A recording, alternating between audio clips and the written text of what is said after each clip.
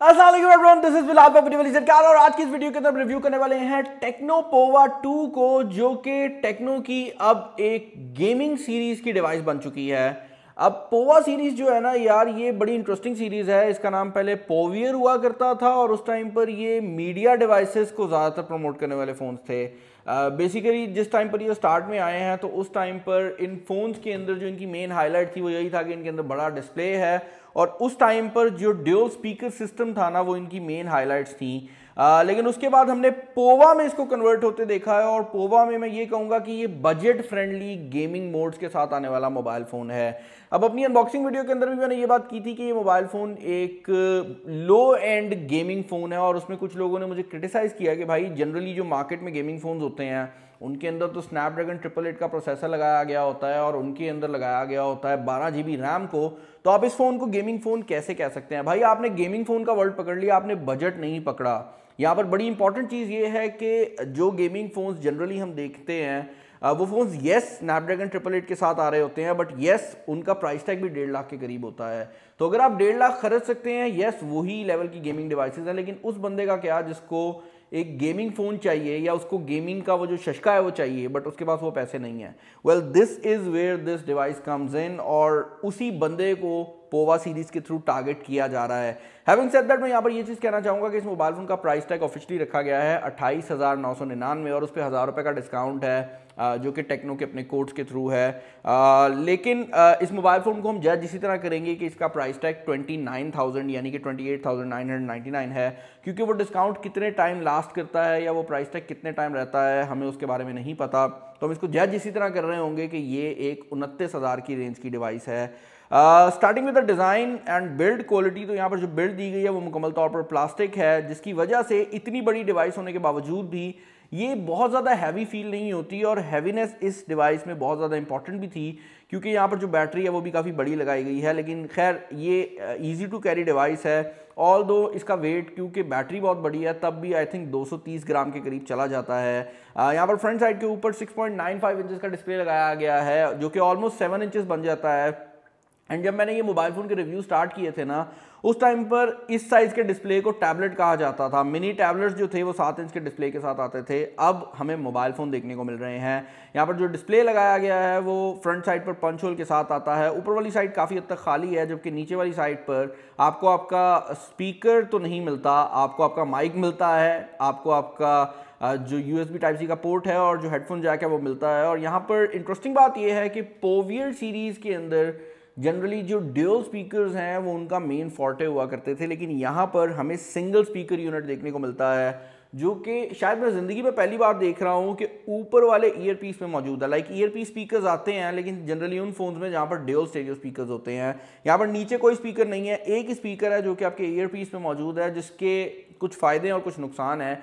फ़ायदा ये है कि जब आप इसको प्ले कर रहे होंगे ना, तो आप जब इसको होल्ड भी करते हैं तो क्योंकि स्पीकर फ्रंट फेसिंग स्पीकर है तो आपको आवाज़ कहीं से भी ब्लॉक होती हुई फील नहीं होगी। आप जनरली इसको कवर नहीं कर सकते, तो उसकी वजह से जो स्पीकर की क्वालिटी है वो मफल नहीं होगी। ऑन द फ्लिप साइड ये चीज़ ज़रूर है कि स्पीकर की जो लाउडनेस है वो मुझे थोड़ी कम लगी है। और टेक्निकली स्पीकिंग अगर आप एक गेमिंग फ़ोन बना रहे हैं तो उसमें आपको लाउडनेस थोड़ी ज़्यादा चाहिए होती है, क्योंकि आप फुटस्टेप को सुनना चाहते हैं, आप उन चीज़ों को सुनना चाहते हैं। तो उस साइड से स्पीकर थोड़ा कम है, लाउडनेस बेहतर हो सकती थी, लेकिन फ्रंट फेसिंग होने की वजह से ये मफल नहीं होगा जब भी आप इसको दोनों साइडों से होल्ड करेंगे। बात की जाए इस मोबाइल फोन के अंदर लगे हुए डिस्प्ले की, तो यहाँ पर आपको 6.95 इंचेस का जो डिस्प्ले मिलता है ये एक LCD डिस्प्ले है और यहाँ पर आपको 60 हर्ट्ज का रिफ्रेश रेट देखने को मिलता है। जहां पर थोड़ी बेहतरी की गई है वो इसका टच सैम्पलिंग रेट है, जो कि 180 हर्ट्ज के ऊपर काम कर रहा है। जनरली 60 हर्ट्ज के फोन्स के साथ हमें 120 हर्ट्ज का टच सैम्पलिंग रेट देखने को मिलता है। अब इसकी टेक्नो ये जस्टिफिकेशन देता है कि इस मोबाइल फ़ोन के अंदर 90 हर्ट्ज का डिस्प्ले लगाने के बजाय अगर उन्होंने 60 हर्ट्ज भी दिया है तो ज़्यादा फर्क नहीं डालेगा, क्योंकि ये 1080p डिस्प्ले है और वैसे भी इस रेंज के अंदर जो प्रोसेसर्स आते हैं वो 60 हर्ट्ज के डिस्प्ले को भी मुकम्मल तौर पर यूटिलाइज नहीं कर पाते, क्योंकि 60 फ्रेम्स पर सेकंड किसी गेम में लेना बहुत ज़्यादा मुश्किल है।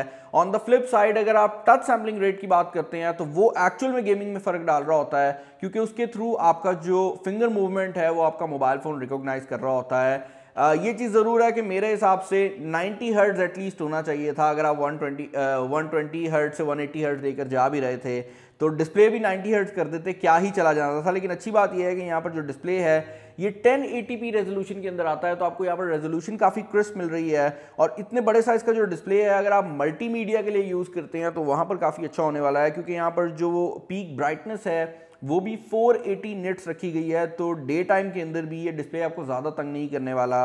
और उसके अलावा यहाँ पर मैं ये चीज़ क्लियर कर दूं कि इस डिस्प्ले के अंदर क्योंकि 1080p रेजोल्यूशन है, तो आपको ओवरऑल जो यूट्यूब और उस तरह के व्यूइंग एंगल्स हैं उस साइड से भी ये डिस्प्ले काफ़ी अच्छा होने वाला है। इंटरनल्स की अगर आप बात करते हैं तो पाकिस्तानी मार्केट के अंदर इसका एक ही वेरिएंट लॉन्च हुआ है, जो कि 6GB रैम और 128GB इंटरनल स्टोरेज वाला है। पर्सनली आई वुड से कि अगर इस मोबाइल फोन का 4GB वाला वेरिएंट लॉन्च किया जाता और उसका प्राइस टैग थोड़ा और कम किया जाता तो ये मोबाइल फोन शायद थोड़ी ज़्यादा कंपेटिटिव रेंज के अंदर चला जाता, क्योंकि उस रेंज के अंदर जहां पर आपको 4GB रैम मिलनी थी, ये मोबाइल फोन कुछ एक्स्ट्रा चीज़ें प्रोवाइड कर रहा होता। लेकिन अभी भी इस मोबाइल फोन के अंदर 6GB रैम लगाई गई है। और परफॉर्मेंस की अगर आप बात करते हैं तो Antutu स्कोर हमने इसके ऊपर रन किया है, और Antutu के अंदर ये तकरीबन 2.5 लाख के करीब का जो स्कोर है वो प्रोवाइड कर देता है।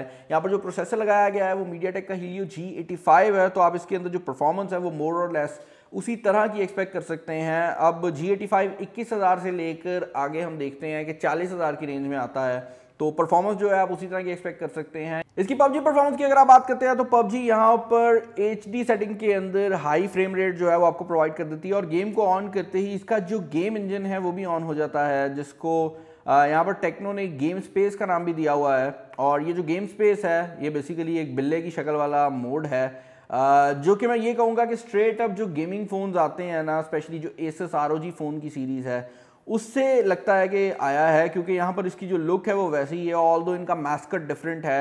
यहाँ पर साइड पर ET इंजन रन आपको नज़र आ रहा होगा। ये बेसिकली एक ख़ास सॉफ्टवेयर का तरीक़ेकार है जिसके थ्रू ये आपके पूरे फ़ोन को बता देता है कि अब आप गेमिंग करने लगे हैं, तो आपका प्रोसेसर भी थोड़ा बूस्ट हो जाता है, रैम को भी ये बूस्ट कर देता है। इसके अलावा आपको डू नॉट डिस्टर्ब की कुछ ऑप्शंस मिल जाती हैं, जिसमें आप अपने मैसेजेस वगैरह ऑफ कर सकते हैं। गेम एक्सपीरियंस के अंदर परफॉर्मेंस एनहेंसर के नाम का भी एक मोड दिया गया है।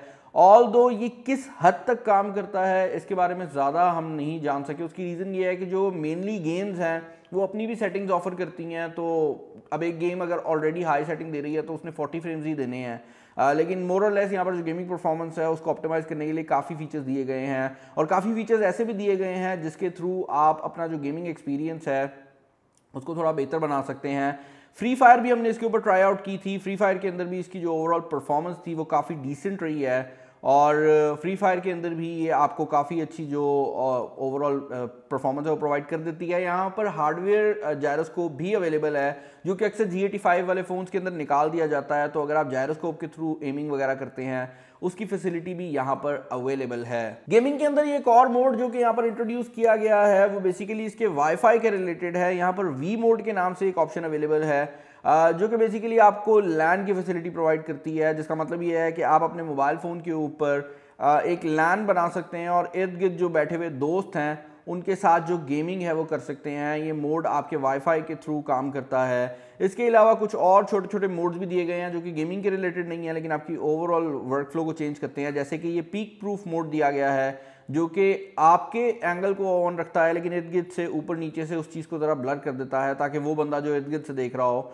उसको ज़रा मसला हो इसको देखने में। तो पीक प्रूफ मोड भी यहाँ पर दिया गया है। उसके अलावा जो बाकी मोड्स इससे पहले हम टेक्नो के फ़ोन्स में देख चुके हैं, जिसमें थेफ्ट मोड वगैरह हैं, वो सब भी यहाँ पर अवेलेबल हैं। जहाँ तक बात है इस मोबाइल फ़ोन की डे टू डे यूजेज और सॉफ्टवेयर की, तो यहाँ per day to day usage काफ़ी ज़्यादा स्मूथ लगा है हमें, और टेक्नो ने अपने जो सॉफ्टवेयर है उसको काफ़ी ज़्यादा एनहांस भी किया है। यहाँ पर आपको Android 11 जो है वो आउट ऑफ द बॉक्स देखने को मिल जाता है। अब यहाँ पर अगर आप लेफ्ट साइड पर स्वाइप करते हैं तो अभी भी आपको ये विंडो देखने को मिलती है, जो कि लोड होने में थोड़ा टाइम लगाती है जब आप पहली दफ़ा फ़ोन को ऑन करते हैं। लेकिन अदर देन दैट ना तो हमें ज़्यादा एड्स देखने को मिले हैं इस बार, और ना ही हमें ज़्यादा वो जो पॉपअप मेन्यूज़ होते हैं वो देखने को मिले हैं, जो कि मुझे एक चीज़ बहुत पसंद आई है, क्योंकि जनरली ये एक बहुत बड़ा कंप्लेन रहता था कि बहुत ज़्यादा एड्स आते हैं। तो इस बार जो एड्स हैं उनको भी काफ़ी ज़्यादा टोन डाउन किया गया है। इस मोबाइल फोन की अगर आप बायोमेट्रिक्स की बात करते हैं तो इस मोबाइल फोन के साइड पर आपको एक साइड माउंटेड फिंगरप्रिंट स्कैनर देखने को मिल जाता है, और यकीन करो यार इस पॉइंट के ऊपर जितने भी फोन आए हैं जिनमें साइड माउंटेड फिंगरप्रिंट स्कैनर है उनकी परफॉर्मेंस में कभी इशू नहीं आया।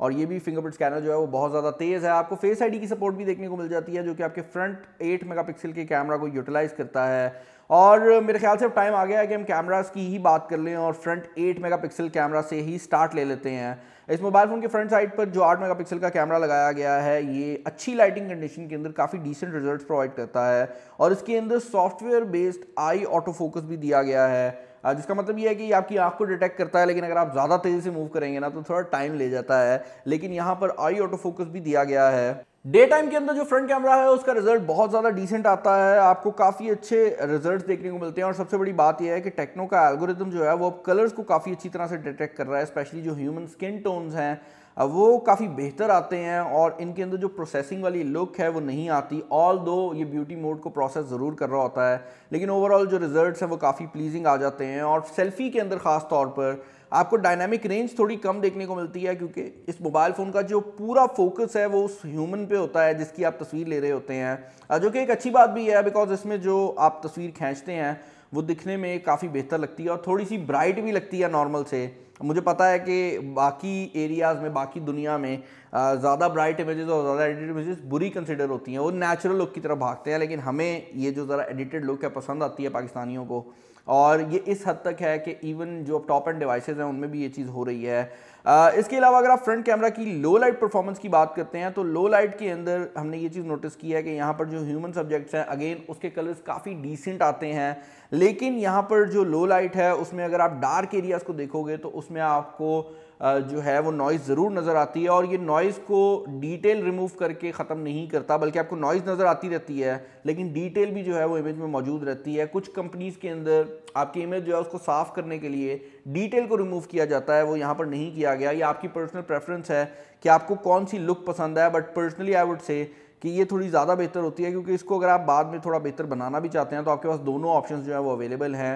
ह्यूमन सब्जेक्ट्स इसमें ठीक नज़र आते हैं, लेकिन बैक पर जो डार्क एरियाज़ हैं उनमें थोड़ी सी जो नॉइज़ है वो ज़रूर नज़र आती है। फ्रंट कैमरा के अंदर आपको नाइट मोड की फैसिलिटी देखने को नहीं मिलती, तो अगर आप लो लाइट में तस्वीर खींच रहे हैं तो आपको नाइट मोड देखने को नहीं मिलेगा। हाउएवर फ्रंट कैमरा जो है इसके अंदर आपको जो फ्लैश है वो देखने को मिल जाती है, जो कि आपके ऊपर वाले कॉर्नर में मौजूद है, और उसके थ्रू अगर आप तस्वीर लेते हैं तो स्पेशली जब बहुत ज़्यादा डार्क एनवायरनमेंट होता है तो उसमें काफ़ी बेहतर आ जाती है और ह्यूमन फेसेस जो हैं वो ज़रा बेहतर लगने लग जाते हैं। यहाँ पर HDR की ऑप्शन भी अवेलेबल है, जो कि अगेन डे लाइट के अंदर बहुत अच्छी तरह से काम करती है। लो लाइट में ये मोर और लेस आपको एक ही तरह का रिजल्ट प्रोवाइड करती है, तो डे लाइट में आप HDR को भी ऑन कर सकते हैं। फ्रंट कैमरा के अंदर जो वीडियो रिकॉर्डिंग की ऑप्शन है इसके अंदर बैकग्राउंड ब्लर की फैसिलिटी भी अवेलेबल है, और ये जो बैकग्राउंड ब्लर है आप देख सकते हैं काफी डिसेंट तरीके से काम करता है। ऑल्दो जब आप बैकग्राउंड ब्लर, वीडियो ब्यूटी या इस तरह के किसी भी मोड को ऑन करते हैं तो आपको ऑटोमेटिकली जो रेजोल्यूशन है वो 720p देखने को मिलती है।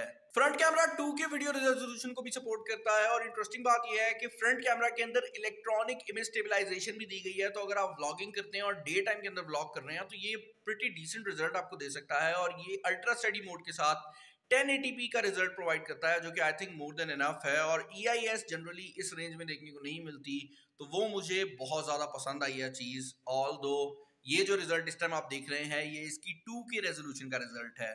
इस मोबाइल फोन के अंदर लगे हुए बैक कैमरास की अगर आप बात करते हैं तो यहाँ पर क्वाड कैमरा सेटअप दिया गया है, लेकिन टू बी वेरी ऑनेस्ट यहाँ पर 2 फोकल लेंस दी गई हैं और 2 डेप्थ सेंसर्स हैं, तो आप ऐसे कंसिडर कर सकते हैं कि 2 सेंसर लगाए गए हैं और 2 कैमरे लगाए गए हैं। यहाँ पर जो मेन कैमरा है वो 48 मेगापिक्सल का लगाया गया है, जो कि काफ़ी डिसेंट कैमरा है। उसके अलावा यहाँ पर आपको एक मैक्रो कैमरा देखने को मिल जाता है, और उसके अलावा 2 लेंसेज जो हैं वो डेप्थ सेंसर का काम कर रहे हैं। अब यहाँ पर एग्जैक्टली नहीं बताया गया कि 2 डेप्थ सेंसर्स की ज़रूरत क्यों है, बट दोनों डेप्थ सेंसर्स जो हैं वो काम करते हैं और दोनों डेप्थ सेंसर्स एक्चुअल कैमरास भी हैं।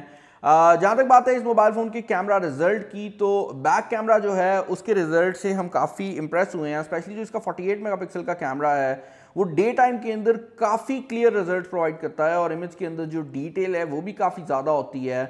और यहाँ पर ये चीज़ भी बड़ी इंटरेस्टिंग है कि जब आप इसके बैक कैमरा के थ्रू तस्वीरें लेते हैं तो उनमें हल्का सा नेचुरल ब्लर भी आता है, जो कि जनरली इस रेंज के कैमराज में मुश्किल से देखने को मिलता है। इसके अलावा यहाँ पर अगर आप बात करते हैं बैक कैमरा की, तो बैक कैमरा के अंदर भी आपको 2K वीडियो रेजोल्यूशन जो है वो देखने को मिल जाती है, और बैक कैमरा के अंदर भी इंटरेस्टिंगली आपको इलेक्ट्रॉनिक इमेज स्टेबलाइजेशन देखने को मिल जाती है, जो कि काफ़ी डिसेंट तरीके से काम करती है। रिजल्ट्स की अगर आप बात करते हैं तो यहाँ पर भी ये 1080p में चली जाती है, लेकिन आपको काफ़ी ज़्यादा जो स्टेबलाइजेशन है वो देखने को मिल जाती है। And I think back camera में अगर आप वीडियो रिकॉर्डिंग कर रहे हैं तो आपको इसी मोड में करनी चाहिए, जहाँ पर 1080p और अल्ट्रा स्टडी मोड जो है वो ऑन हुई है। थोड़ा जूम इन कर देता है, लेकिन अगेन इस प्राइस रेंज में जनरली EIS काफ़ी कम मिलती है, और इसके दोनों कैमराज में है, फ्रंट और बैक में। तो वो चीज़ मुझे काफ़ी पसंद आई है। बैक कैमरा के अगर आप रिजल्ट की बात करते हैं तो बैक कैमरा के अंदर जो डायनामिक रेंज है वो फ्रंट कैमरा से काफ़ी ज़्यादा बेहतर है और यहाँ पर जो ह्यूमन सब्जेक्ट्स हैं वो ज़्यादा नेचुरल लुक प्रोवाइड करते हैं। इसी वजह से जो स्किन टोन्स हैं अगर आप देखेंगे तो फ्रंट कैमरा के अंदर जो स्किन टोन्स हैं वो ज़रा ज़्यादा वाइटिश होंगे, जबकि बैक कैमरा के अंदर जो कलर्स हैं वो ज़रा ज़्यादा नेचुरल हैं। और बैक कैमरा के अंदर जो पोर्ट्रेट मोड है वो भी थोड़ा ज़्यादा अग्रेसिव है और काफ़ी अग्रेसिव किस्म की जो लाइनिंग है वो खींचता है। ऑल दो ओवरऑल जो बैक कैमरा का डे टाइम का रिजल्ट है वो इस प्राइस रेंज के हिसाब से मुझे काफ़ी ज़्यादा सेटिस्फाई कर रहा है। 48 मेगापिक्सल कैमरा है और आप एक्सपेक्ट करते हैं कि एक अच्छी क्वालिटी का कैमरा होगा। लो लाइट के अंदर भी जो बैक कैमरा का रिजल्ट है वो प्रीटी मच डिसेंट है। अगर आप ज़्यादा जूम इन नहीं करते तो बैक कैमरा काफ़ी डिसेंट रिजल्ट्स आपको प्रोवाइड कर देता है। और यहाँ पर बैक कैमरा के अंदर तो आपको नाइट मोड की फैसिलिटी भी देखने को मिल जाती है जो कि काफ़ी ज़्यादा काम करता है। लाइक ये नॉर्मल तस्वीर है जो कि सुफियान की ली गई है और यहाँ पर भी आप देख सकते हैं कि जो रिजल्ट्स हैं वो काफ़ी अच्छे हैं। और लो लाइट के अंदर भी जो बोके का इफेक्ट है वो आप देख सकते हैं काफ़ी अच्छा है। अब अगर इसी तस्वीर को आप नाइट मोड के थ्रू खींचेंगे तो आप देख सकते हैं पूरी जो तस्वीर है वो ओवरऑल ब्राइट कर दी गई है और ये दिखने में भी ठीक लगता है। और इसके अंदर काफ़ी हद तक वही इफेक्ट आ जाता है जो कि सेल्फी कैमरा में आ रहा था, लेकिन बैक की जो लाइट्स हैं वो भी बेहतर हो जाती हैं। तो मेन कैमरा का जो रिजल्ट है बैक कैमरा में वो काफ़ी डिसेंट है। As far as the macro camera is concern तो मैक्रो कैमरा भी काफ़ी अच्छे रिजल्ट्स प्रोवाइड करता है, लेकिन मैक्रो कैमरा बहुत थोड़े मेगापिक्सल्स के साथ आता है तो उसको मैं यही रिकमेंड करूंगा कि आप शौकिया इंस्टाग्राम वगैरह के लिए यूज़ कर सकते हैं, लेकिन उससे ज़्यादा मैक्रो कैमरा का कोई काम नहीं है। फाइनली भाई वीडियो को एंड करने से पहले मैं दो चीज़ें यहाँ पर क्लियर करना चाहूँगा। पहली बात तो यह है कि यहाँ पर जो सिम स्लॉट दी गई है ये ड्यूल सिम स्लॉट है और इसके अंदर एक मेमोरी कार्ड की ऑप्शन भी अवेलेबल है। बट आई वुड रिकमेंड कि पाकिस्तानी मार्केट के अंदर 128 GB स्टोरेज आ रही है तो आप उसी को यूज़ करें। मेमोरी कार्ड्स बहुत लो क्वालिटी के भी आते हैं जो कि आपकी ओवरऑल स्पीड को कम करते हैं। अदर देन दैट यहाँ पर बैटरी लगाई गई है भाई 7000 mAh की। 7000 mAh की बैटरी कैटेगरी डिफाइनिंग बैटरी है और इस रेंज में हमें इससे पहले देखने को नहीं मिली, विच बेसिकली मीन्स कि इस मोबाइल फोन का जो बैटरी बैकअप है वो भी काफ़ी ज़्यादा अच्छा है, क्योंकि यहाँ पर जो G85 लगाया गया है वो भी एक एफिशिएंट चिपसेट है। और उसके साथ जब आप 7000 mAh बैटरी को लगाते हैं तो ओवरऑल जो रिजल्ट्स हैं वो काफ़ी बेहतर हो जाते हैं। और एक और चीज़ जो कि काफ़ी इंटरेस्टिंग है वो ये है कि 7000 mAh के साथ आपको 18 वाट की फ्लैश चार्ज टेक्नोलॉजी भी देखने को मिल रही है, जिसके अंदर इनने ड्यूल आईसी दिया है। तो जब भी कोई अच्छा फास्ट चार्जर बनाया जाता है तो वो ड्यूल आईसी टेक्नोलॉजी पे ही आता है, जिसके अंदर होता बेसिकली ये है कि क्योंकि दो आईसी अलग अलग चार्ज दे रहे होते हैं तो उसकी वजह से एफिशिएंसी बेहतर हो जाती है। And according to Technos claim 20% efficiency का जो फ़र्क है वो पड़ता है। बट मोर और लेस आई वुड से कि बैटरी वाले डिपार्टमेंट के अंदर ये मोबाइल फ़ोन कैटेगरी डिफाइनिंग है। और अगर आप ओवरऑल इस मोबाइल फ़ोन के रिलेटेड मेरे ओपिनियंस जानना चाहेंगे तो मैं ये कहूँगा कि ये मोबाइल फ़ोन उन लोगों के लिए बना है जिनको बड़ा डिस्प्ले चाहिए, ये मोबाइल फ़ोन उन लोगों के लिए बना है जिनको ज़्यादा बैटरी चाहिए, ये मोबाइल फ़ोन उन लोगों के लिए भी बना है जिनको एक स्मूथ एक्सपीरियंस चाहिए, और ये मोबाइल फ़ोन उन लोगों के लिए भी बना है जिनको ख़ास तौर पर गेमिंग के रिलेटेड डेडिकेटेड फीचर्स रिक्वायर्ड हैं, क्योंकि इस मोबाइल फ़ोन के अंदर कुछ ऐसे फीचर्स दिए गए हैं। मुझे कमेंट से बताइएगा कि इस फ़ोन के रिलेटेड आपके क्या ओपिनियंस हैं। अगर किसी बात से आप मेरे एग्री नहीं करते तो वो भी मुझे कमेंट्स में बता दीजिएगा। चैनल पर नया चैनल को सब्सक्राइब कर लीजिएगा, वीडियो को लाइक कर दीजिएगा, दोस्तों शेयर कर दीजिएगा। इस वीडियो में इतना है। This is Bilal signing off. अल्लाह हाफिज़।